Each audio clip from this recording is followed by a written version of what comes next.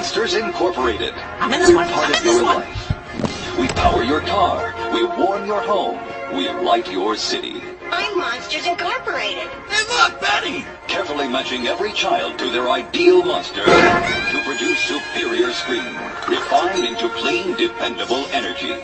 Every time you turn something on, Monsters Incorporated is there. I'm Monsters Incorporated. We know the challenge. The window of innocence is shrinking. Human kids are harder to scare.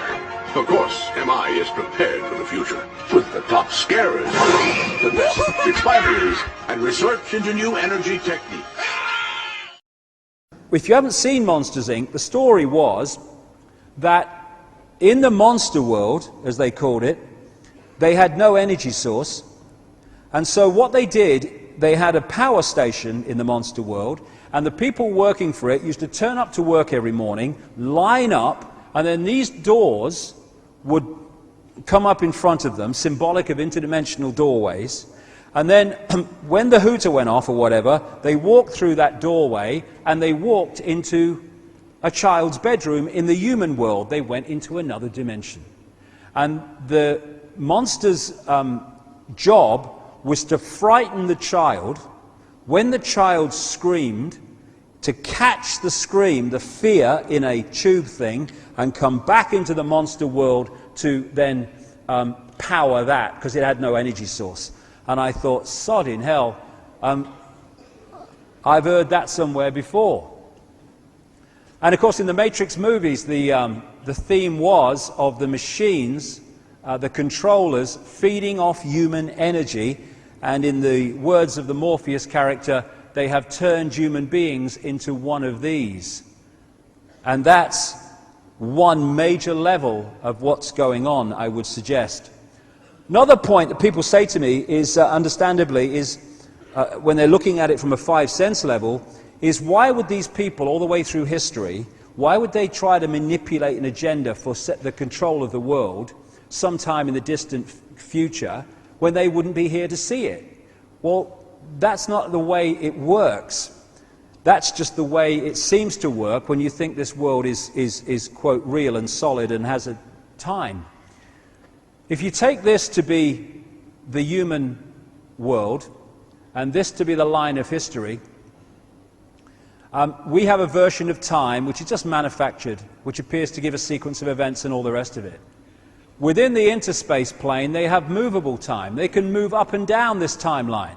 So they can come in here and they can control someone from the 16th century or the 15th century. They come in here, they're controlling people from what we call the 20th century, because the time is an illusion.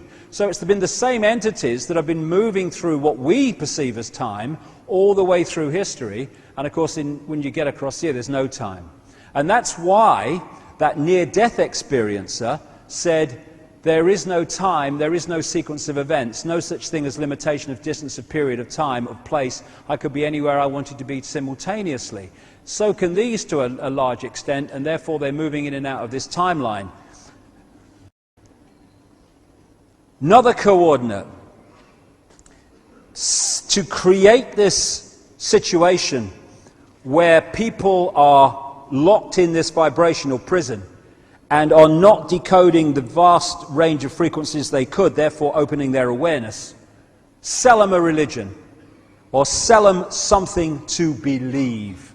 Might not be an official religion, bricks and mortar religion as my father used to call it, as long as it's a belief system, but the religions of course are the most obvious belief system. And once you take on a belief, that belief starts editing what you decode. And you start to enter a mind prison with the walls of the belief being the prison walls. This is a Neil Haig picture. These represent the different religions, and what they're doing is all worshipping the same God or gods in truth. The original religions of these ancient societies obviously went with the people as they located in other areas of the world.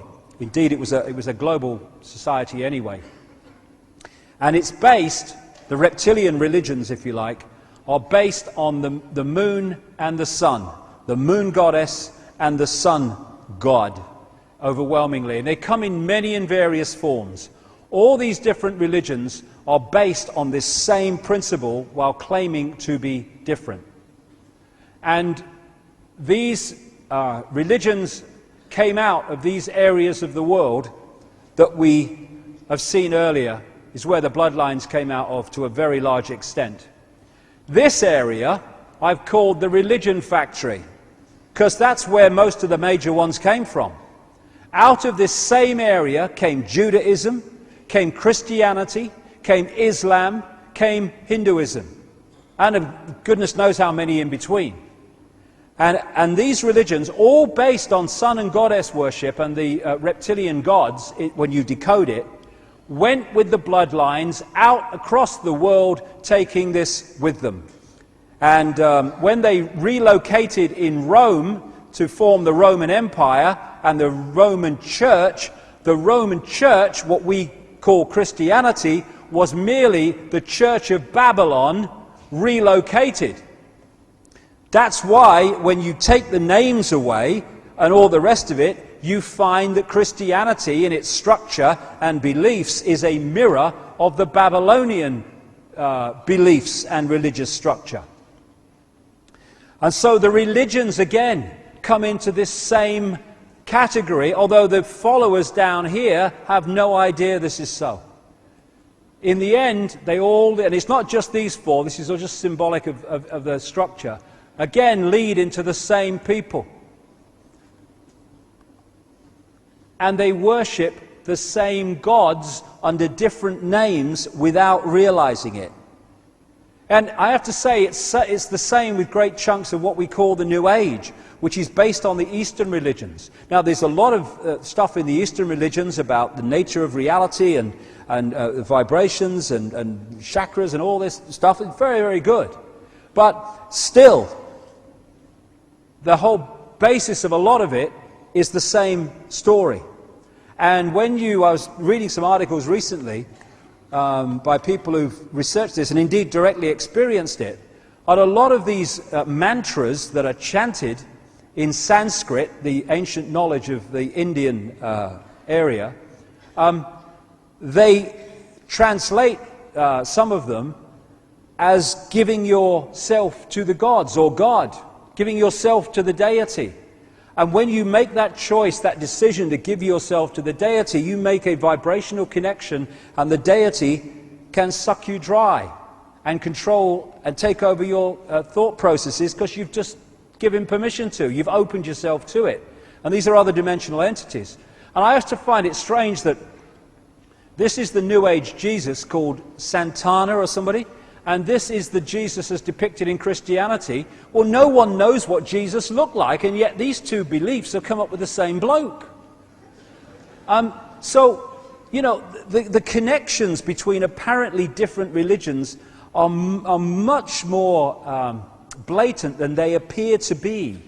And in the end, they all lock into these other dimensional gods. Now, this is one key reason why, although there are many reasons. There's this phrase, very true: energy flows where your attention goes. When you focus on something, your energy starts to flow in that direction. When you worship something on a deep devotional level, you seriously focus your energy in that direction. So what happens when you're starting to focus your attention on different versions of the same gods under different names of the same God singular? Energy flows where attention goes. Christianity. Energy flows where attention goes. Energy flows where attention goes.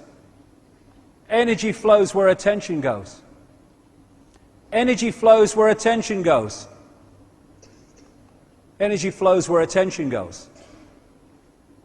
It's another way that our energy is being milked and vampired by giving our power away energetically, literally, to external gods or a god as we perceive it.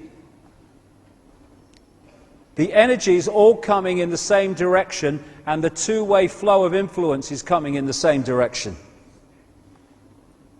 And my goodness, if you want to focus people on a low vibrational energy, which you can then absorb, how about that for a symbol on which to focus? I saw 9 of these in a church once, 9 of them. Someone being tortured. What are we doing? And of course,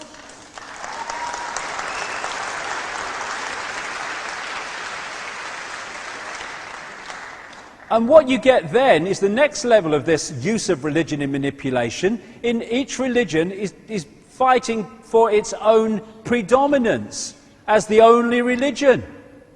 Dominate, chosen people. Again,